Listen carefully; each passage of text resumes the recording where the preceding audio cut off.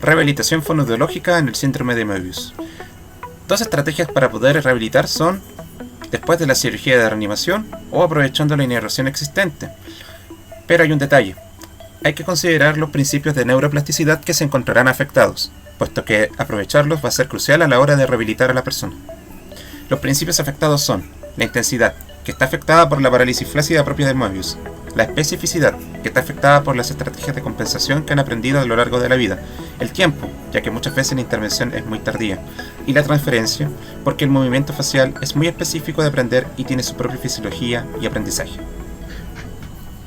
Y bueno, pues ya estamos aquí con este segundo video respecto a la rehabilitación del síndrome de Moebius. Mi nombre es Jorge Silva y bienvenidos a mi canal. Vamos a hablar acerca de lo que queda pendiente en el video de introducción respecto a los principios de neuroplasticidad. Cuando hablamos de mímica facial, hablamos de un sector que tiene su propia fisiología y su propio aprendizaje, por así decirlo. Y es bueno reconocer qué cosas ocurren con el aspecto emocional, con el aspecto psicomotriz, que vendría siendo la mímica facial, el movimiento de los pares, o sea, de los músculos faciales.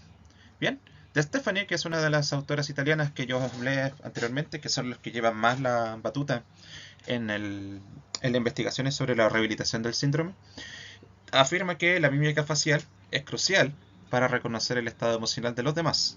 Observar expresiones faciales activa la misma representación neural de ese estado afectivo en el observador.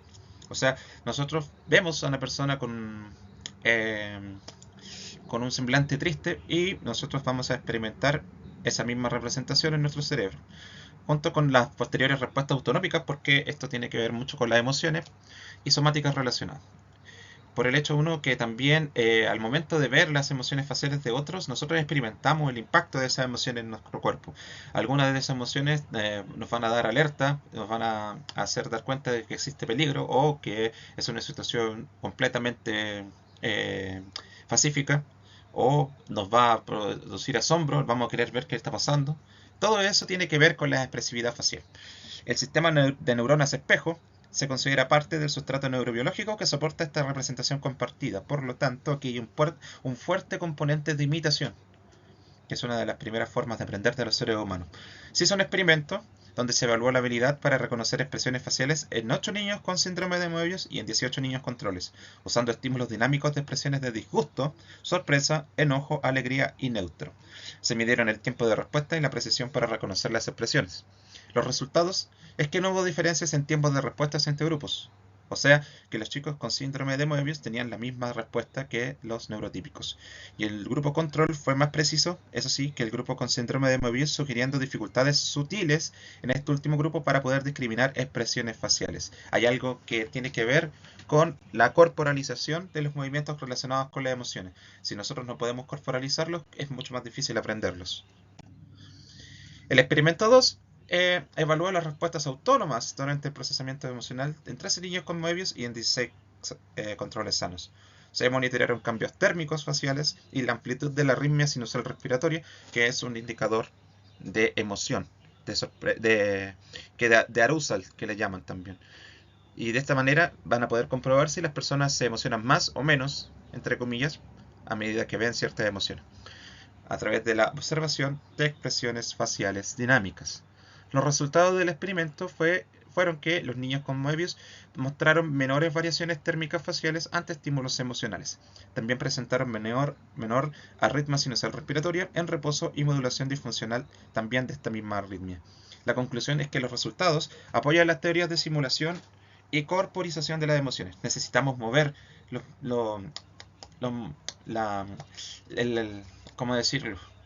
Mover todo lo que tiene que ver con la expresión motora a nivel comunicacional para poder tener más noción respecto a las emociones de los demás.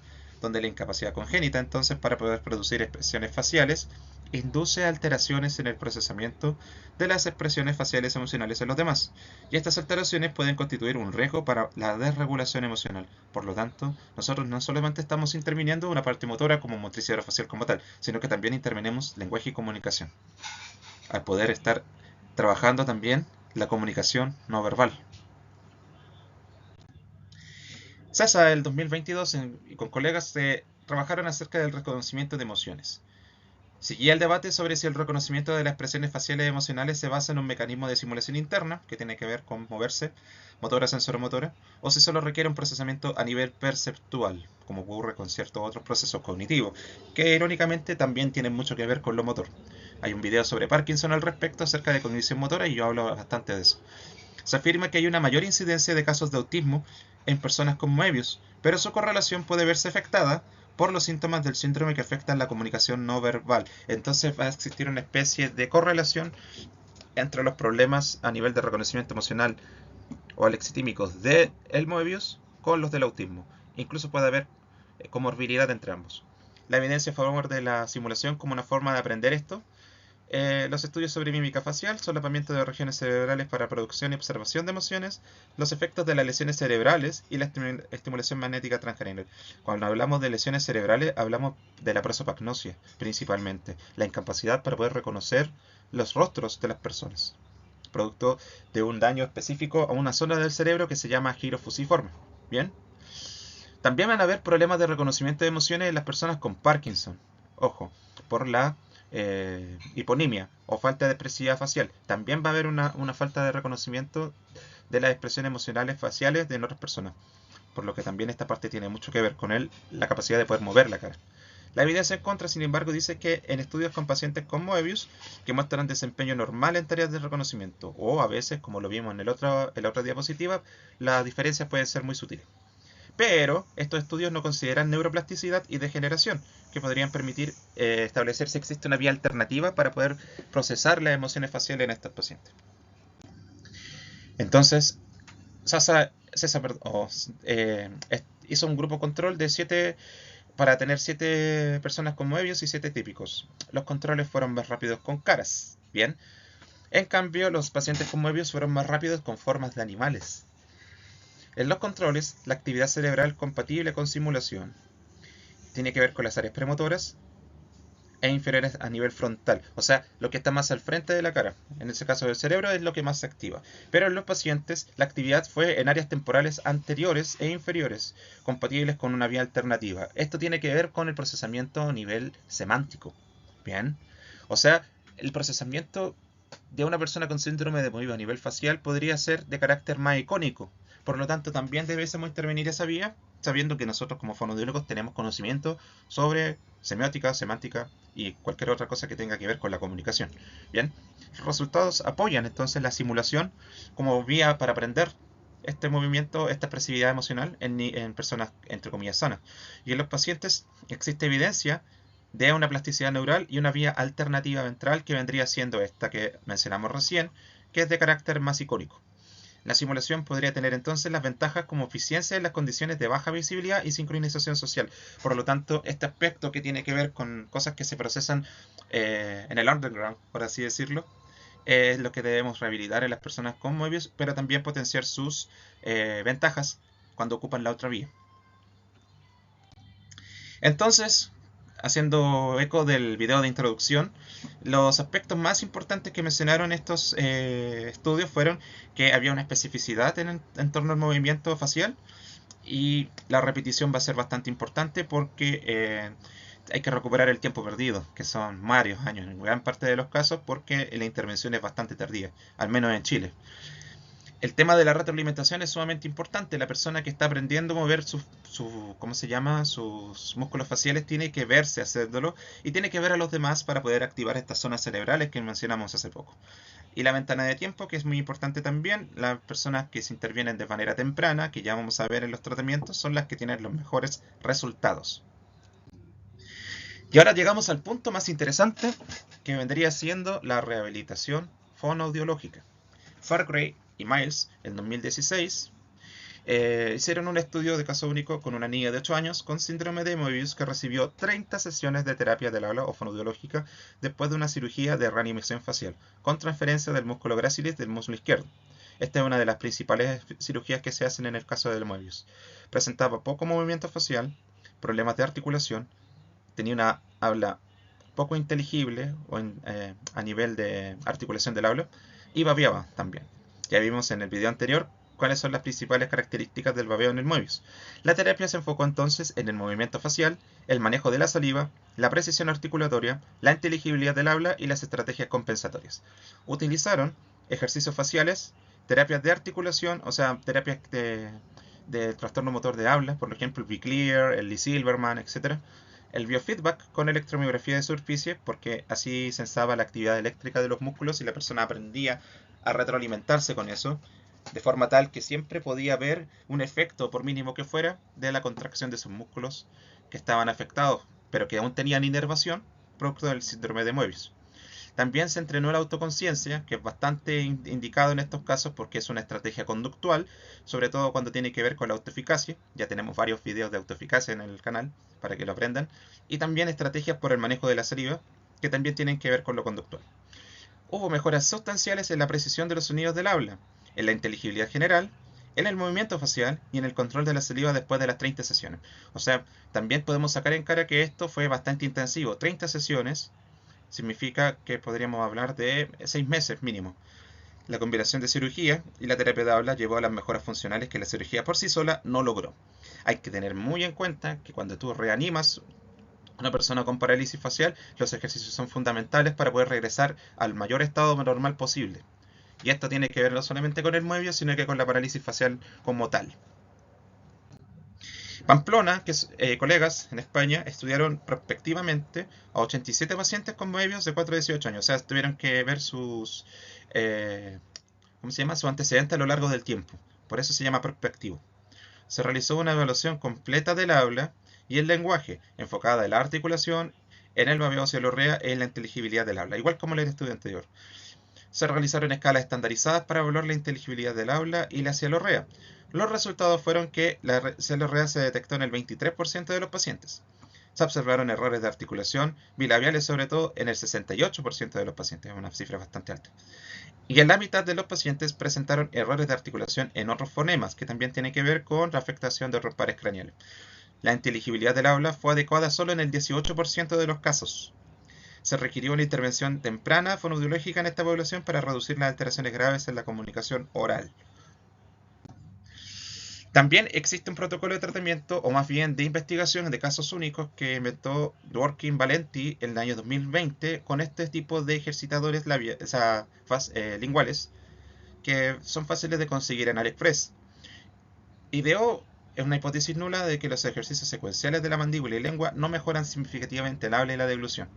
Entonces se estudió de 10 niños con síndrome de Moebius que fueron reclutados, se establecieron criterios de inclusión y exclusión, por ejemplo, que pudieran oír bien, y se utilizaron diseños de tratamiento alternantes con múltiples pruebas para poder ver estos comportamientos. Tienen una escala, siempre evalúan. Para las variables dependientes, se establecieron la precisión articulatoria y la inteligibilidad del habla. O sea, este efecto tenía que ver con fortalecer la fuerza y la coordinación de la lengua a nivel general para trasladarlo después a habla. Vamos a ver que eso igual tiene sus desventajas. La variable independiente es un protocolo de ejercicios oromotores de mandíbula y lengua que se establecieron a partir de esto. Entonces, cuando usaban la herramienta de estimulación, o LED en inglés, para este programa de tratamiento, lo que querían era estabilizar y prohibir los movimientos mandibulares extraños o sin cinesias que mencionamos en el anterior video, facilitar mejoras en la protrusión de la lengua, o sea, sacar la lengua hacia adelante, la retracción o llevarla hacia atrás de la boca, la depresión o bajar la lengua, la elevación o subir la lengua, y la lateralización izquierda o derecha, que era cuando tú llevas la lengua hacia izquierda y derecha, de un lado a otro. Y el último era el control de movimiento de la lateralización derecha de la lengua. Puede ser porque en gran parte de los casos de Moebius, la parálisis del hipogloso son unilaterales. Bien. Y estos 6 ejercicios objetivos se introducirán secuencialmente a lo largo del programa de tratamiento. No han mostrado resultados en su paper, más bien menciona cómo debe hacerse el protocolo para poder entrenar la lengua en el caso de aquellas personas con Moebius que tengan afectado el nervio hipogloso, que es el nervio que permite el movimiento de la lengua.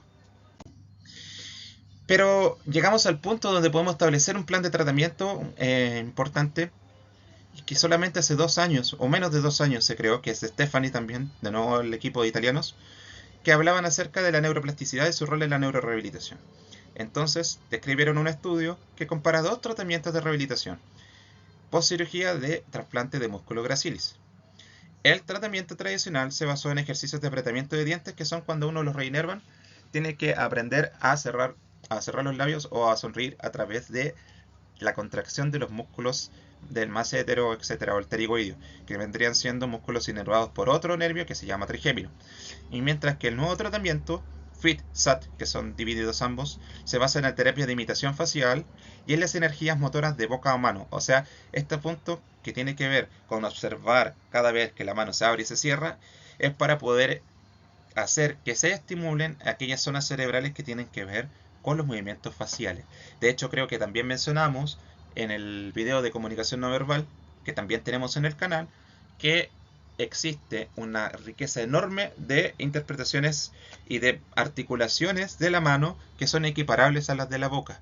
Por eso es que también al momento de establecer lengua de señas como una lengua, en la persona que la aprende, esta persona activa los mismos sectores como si estuviera articulando palabras, fonemas, etc. Alófonos, en este caso. Es lo mismo. Por lo tanto, también debemos usarlo como estrategia para poder aumentar la capacidad en lo que vendría siendo la articulación del habla. Esto, sin embargo, también tiene que ver que muchos casos de Moebius también traen secuencia de Poland, por lo tanto, muchos van a tener afectadas las manos. Así que, si aunque tengan una sola mano con movimiento de dedos, esta va a servir para poder estimular y crear este efecto de sinérgico que hablan las autoras. El estudio midió entonces la simetría de la sonrisa en 30 pacientes. La mitad tenían tratamiento tradicional y la otra mitad tenían FIT-SAT. No hubo diferencias en la sonrisa máxima, pero en la sonrisa suave, sutil, el grupo FIT-SAT obtuvo mejor simetría, sugiriendo un mejor control muscular. El tratamiento tradicional tiene desventajas como contracciones no deseadas de la mandíbula, en cinesias. Por esa razón se midió la simetría de la sonrisa en fotos en tres condiciones: reposo, sonrisa suave y sonrisa máxima. Se requerirían más estudios entonces para poder confirmar la efectividad a largo plazo. Pero nosotros vamos a desglosar este procedimiento, ya que lo definen bastante bien por partes, que es un protocolo de rehabilitación basado en la observación de acciones.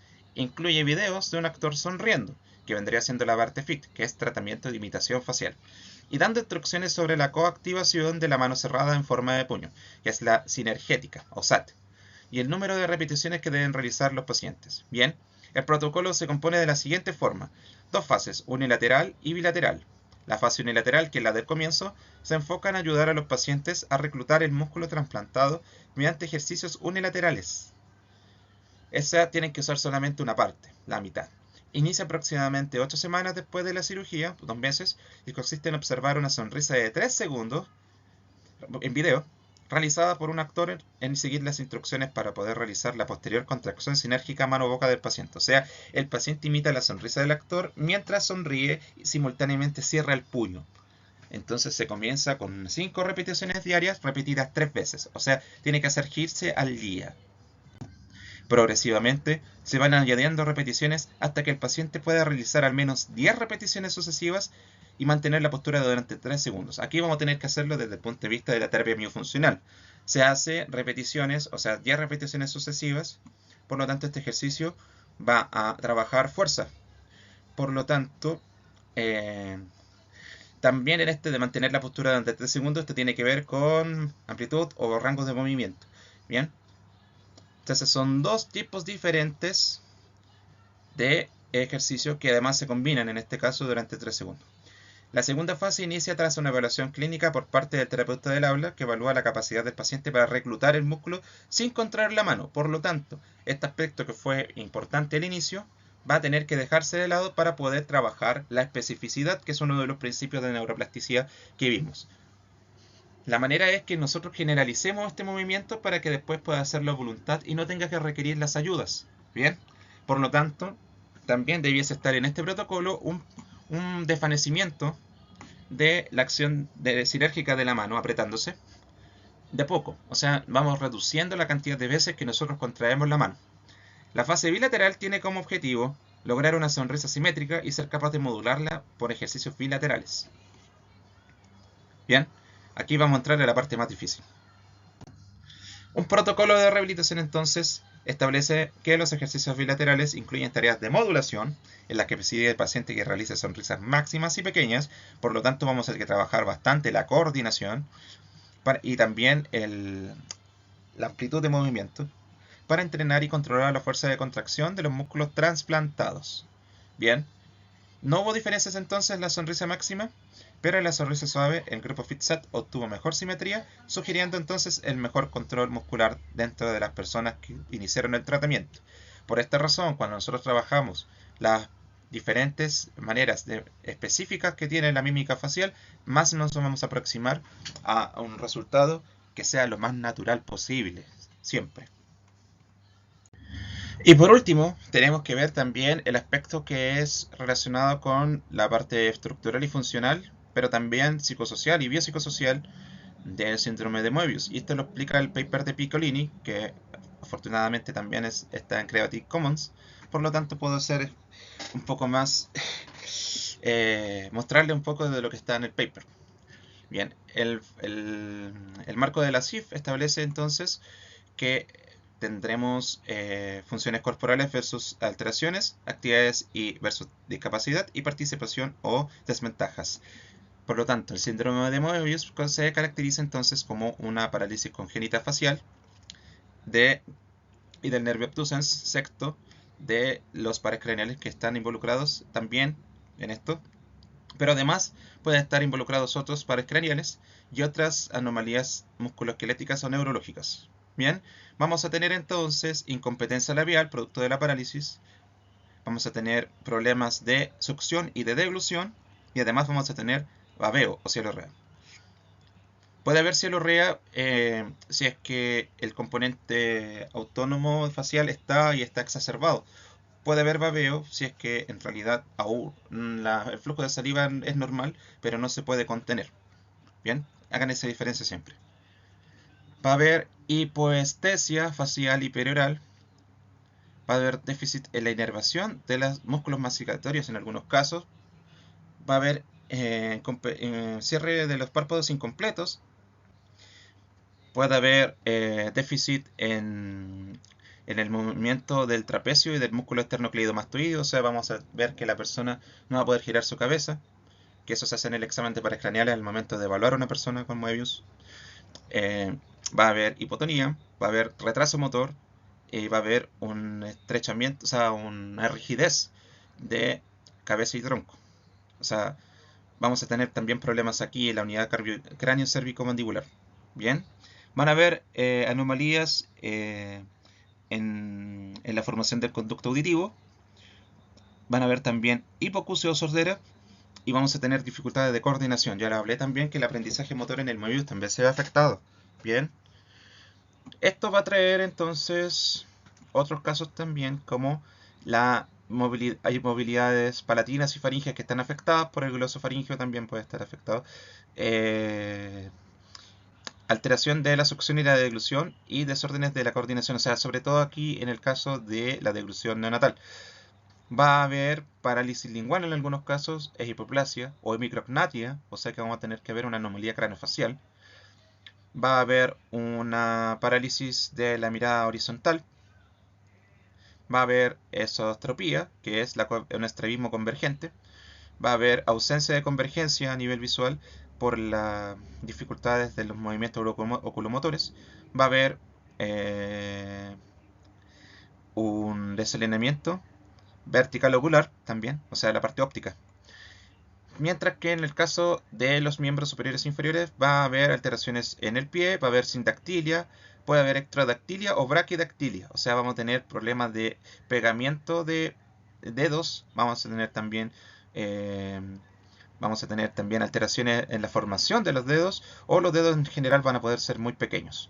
Y en el caso de lo que vendría siendo lo sensorial motor, va a haber falta de expresión facial y va a haber inhabilidad para sonreír. También van a haber alteraciones cognitivas, emocionales y conductuales que también pueden solaparse con lo que algunos autores definen como autismo, en el caso del 10 al 15% de las personas con Moebius. Esto va a llevar en problemas en las actividades sociales, que va a haber discapacidad en la función de alimentación. también van a verlo en la función visual, en la función motora y en la función comunicativa. Todo esto va a llevar entonces a alteraciones cognitivas, sociales, emocionales y educacionales. Por lo tanto, todas estas cosas es bueno verlas desde un punto de vista más sistémico y empezar a desglosar cada dificultad que podría tener una persona con Moebius en alguno de estos casos. Como conclusiones, tenemos que tener en cuenta que el trabajo de la terapia miofuncional en el síndrome de Moebius es sumamente específica y debe respetar principios de neuroplasticidad y principios conductuales, vale decir, lo que nosotros conocemos como teorías de aprendizaje.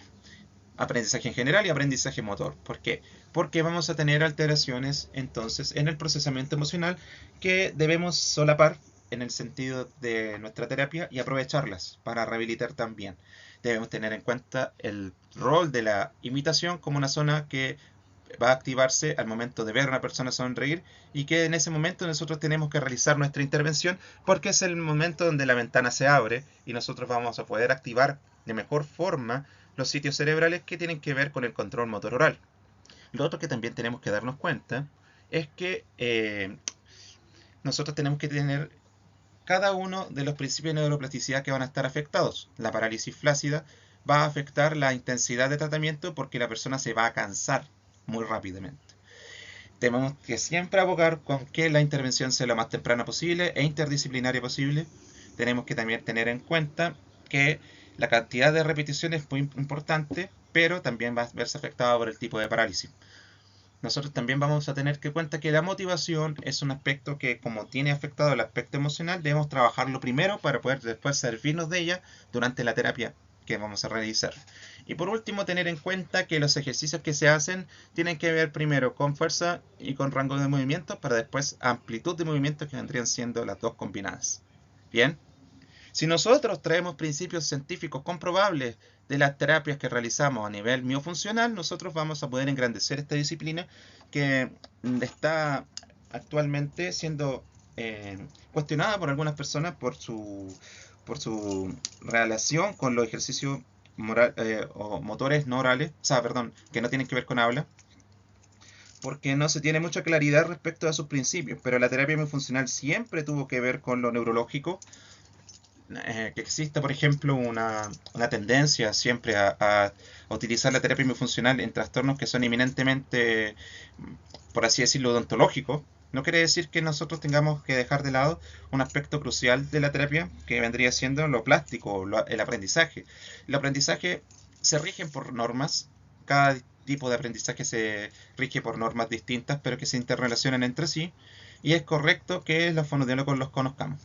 Por eso hice este par de videos, para que pudieran tener un poco más de claridad y pudieran guiarse más por la evidencia, que en cierto modo es bastante escueta, pero se ha podido comprobar ciertas cosas y nosotros como fonoaudiólogos podemos llegar a realizar un trabajo excelente para que las personas que tienen Moebius puedan, por ejemplo, aprender ciertos movimientos faciales que son cruciales para el entendimiento en una situación comunicativa entre seres humanos. Sobre todo lo que tiene que ver con sonreír, con pestañear, con subir las cejas, en todo lo que tenga que ver con las expresiones faciales universales, que debimos haberlas puesto también, pero que yo también voy a hacer un video posterior sobre una gran cantidad de trastornos que afectan la movilidad facial. No solamente Moebius, también Parkinson, parálisis cerebral, alteraciones cráneo-cervicales o cráneo-mandibulares, en fin. De esa manera yo voy a poder hacer un hincapié en el aspecto más emocional del movimiento facial, la mímica, y que es parte fundamental también de la motricidad orofacial. Eso ha sido todo, espero que les haya gustado mucho el video. Les vamos a mostrar las referencias, hay algunas correcciones, porque en algunos apellidos me equivoqué, no eran no eran los adecuados, o sea, no eran los verdaderos apellidos que se ponían en la cita. Bien, muchas gracias por vernos y que estén bien, vamos a ver más videos en la próxima. Aquí tenemos entonces, les voy a recontar un poquito. Abramson, Cohen y Mulligan fueron los que crearon la escala de Abramson, que es una escala que permite la clasificación y la graduación de la severidad del síndrome de Moebius o de la secuencia Poland-Moebius. Bien, Alves Lima, Lucena, Delgado, son autoras brasileñas que vieron alteraciones de habla en las personas con síndrome de Moebius, niños con síndrome de Moebius, y analizaron la literatura existente en Brasil. Bruegel es un autor que ve principalmente aspectos que son psicológicos o psiquiátricos en las personas que tienen alteraciones neurológicas, principalmente en el Moebius. Y de Stephanie, que es la campeona en este caso de lo que vendría siendo la rehabilitación fonoaudiológica, se dedica principalmente a ver todo lo que tiene que ver con las emociones y la comunicación no verbal y sus correlatos neurológicos. Vayan a saber que en Italia existe una enorme cantidad de expresión no verbal. Hay muchos gestos que son característicos y que se asocian a la cultura italiana, y por lo tanto ellos son los que más saben de esto en el mundo, siempre. Dworkin y Valenti fue un fonoaudiólogo estadounidense, o más bien otorrinolaringólogo estadounidense, que creó un esquema para poder estudiar casos únicos de Moebius de una forma científica, rigurosamente científica.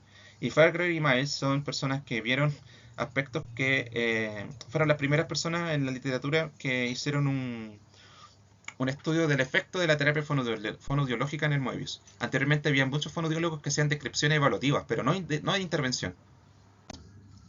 Monauer y sus colegas son personas que hacen reviews principalmente. Y aquí hicieron un review de síndrome de Moebius.